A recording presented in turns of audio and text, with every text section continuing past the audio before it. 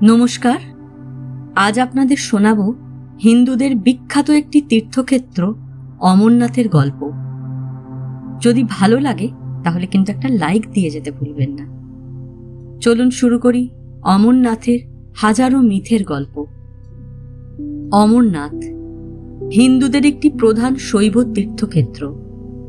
ভারতের জম্মু কাশ্মীরে অবস্থিত এই তীর্থস্থান 12,756 ফুট উঁচুতে অবস্থিত। জম্মু কাশ্মীরের রাজধানী শ্রীনগর থেকে 141 কিলোমিটার দূরে এই স্থান। অমরনাথের গুহার চারপাশ পাহাড়ে ঘেরা, আর পাহাড়গুলি বরফের চাদরে ঢাকা। এমনকি গুহার প্রবেশ পথও বরফে ঢাকা থাকে। এই গুহাতে চুঁইয়ে পড়া জল থেকে একটি শিবলিঙ্গের আকার নেয়। এই শিবলিঙ্গের সর্বোচ্চ উচ্চতা 8 থেকে 9 ফুট হয়। জুন জুলাই মাসে শ্রাবণী পূর্ণিমা থেকে শুরু হয় যাত্রা, শেষ হয় জুলাই আগস্ট মাসে গুরু পূর্ণিমার সময়। এবার জেনে নেওয়া যাক এই মন্দির সম্বন্ধে প্রচলিত কিছু রহস্য, কিছু মিথ।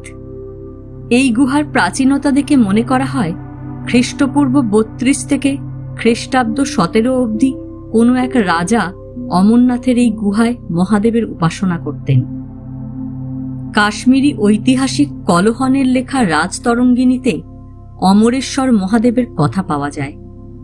এবার আপনাদের মনে প্রশ্ন আসতে পারে, এই স্থান তাহলে প্রথম কে আবিষ্কার করল?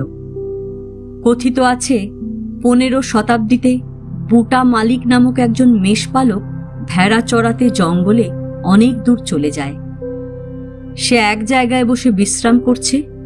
হঠাৎ একজন জটাজুটোধারী সাধু তার কাছে আসে এবং তাকে এক থলি কয়লা দেয়। এই থলিটি নিয়ে সে বাড়ি চলে আসে। সেই থলিটি যখন খোলে দেখে সমস্ত কয়লা সোনা হয়ে গেছে। পরের দিন সেই সাধুর সন্ধানে বুটা মালিক ওই স্থানে যায়, কিন্তু সেখানে সে কাউকে পায় না।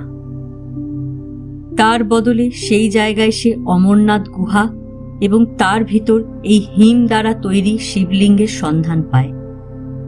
এই জন্য মনে করা হয় যে এই স্থানে আসে সে মহাদেবের দর্শন পায়। বহু বছর অবধি বুটা মালিকের পরিবার এই স্থানের রক্ষণাবেক্ষণ করত।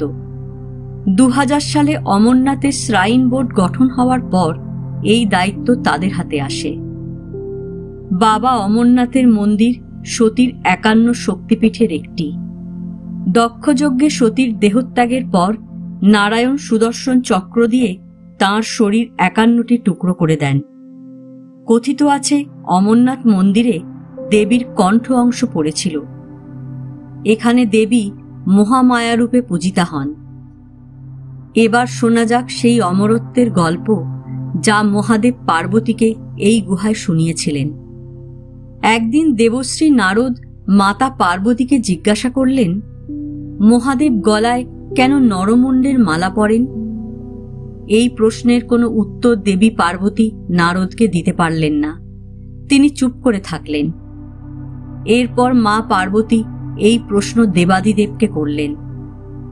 তাতে মহাদেব উত্তর দিলেন, হে পার্বতী, তুমি যতবার জন্মগ্রহণ করেছ আমি ততগুলো মুণ্ড ধারণ করেছি। তখন মা পার্বতী বললেন, হে দেবাদিদেব, আমার শরীর নশ্বর, আমি বারবার মৃত্যুপ্রাপ্ত হই, আবার জন্মগ্রহণ করি, কিন্তু আপনি কি করে অবিনশ্বর, অমর, তার রহস্য আজ আমায় জানান। মহাদেব তখন পার্বতীকে বলেন, সবই অমর কথার কারণে হয়। তখন পার্বতী জেদ ধরেন তিনিও জানবেন সেই অমর কথা। মহাদেব তখন পড়লেন মুশকিলে, কারণ ওই অমর কথা কোথায় তিনি শোনাবেন? যদি অন্য কোনো জীব, শয়তান, অসুর কারোর কানে ওই কথা পৌঁছয় তাহলে তো সে অমর হয়ে যাবে। দেবাদিদেব তখন মা পার্বতীকে নিয়ে এই অমরনাথ গুহায় আসেন তাকে অমরত্ব শিক্ষা প্রদানের জন্য। মান্যতা আছে মহাদেব এই গুহায় পৌঁছানোর আগে তাঁর বাহন ষাঁড় নন্দীকে পেহেলগাঁওতে রেখে গেছিলেন। তাই অমরনাথ যাত্রা শুরু হয় পেহেলগাঁও থেকে। চন্দনবাড়িতে তিনি রেখে গেছিলেন তার শিরস্থ চন্দ্রকে। শেষ নাগে তার সর্পকুলকে তিনি রেখে যান। গণেশকে রাখেন মহাগণেশ পর্বতে। তারপর বায়ু, অগ্নি, জল, মৃত্তিকাকে রাখেন পঞ্চতরণী নামক স্থানে। প্রায় সমস্ত নির্মোক ত্যাগ করে এই গুহায় মা পার্বতীকে নিয়ে তিনি আসেন। মনে করা হয় রাখি পূর্ণিমার দিন স্বয়ং মহাদেব বিরাজ করেন এই গুহায়।